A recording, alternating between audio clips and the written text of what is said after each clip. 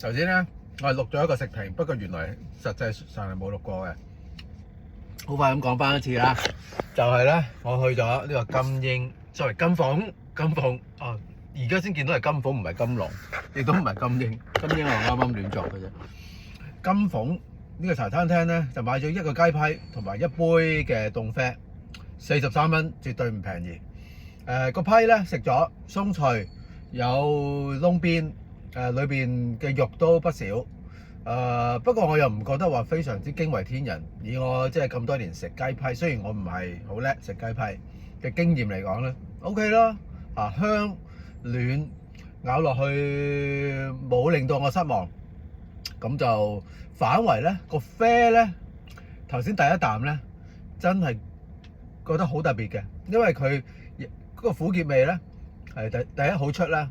第二咧，佢加埋嗰個奶咧，佢嘅呢個奶咧，令到我第一啖咧，我覺得係夾住個口啊，個口好似俾嘢夾住，唔想張開咁樣。嗰個奶同埋咖啡嘅嗰個濃郁感咧係好得嘅。OK，咁飲多幾啖都仍然有呢個感覺。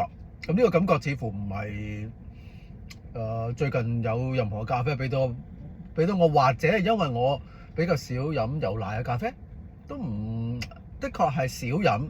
但係以前我飲呢種咖啡，或者我冇咁 sensitive，或者俾 attention 佢，我覺得好似冇呢一杯個感覺咁好。呢一杯我冇叫佢少甜定係少冰，佢本身係溝好咗㗎啦。頭先都見到佢基本上喺門口外邊咧就倒咖啡，跟住擺落個雪櫃度。當然呢杯就唔係即刻倒嘅嗰種啦，因為佢本身都凍嘅。佢啱啱倒擺落雪櫃啲就當然未凍啦。by the way，呢一間金鳳佢嘅效率我覺得都幾高嘅，同埋佢可能都幾有熱誠嘅。我一想嗌佢就話先生要啲乜嘢，而一邊就幫我打包，另外一邊咧就幫我收錢，好有效率。我中意啲有效率嘅地方。下次再見。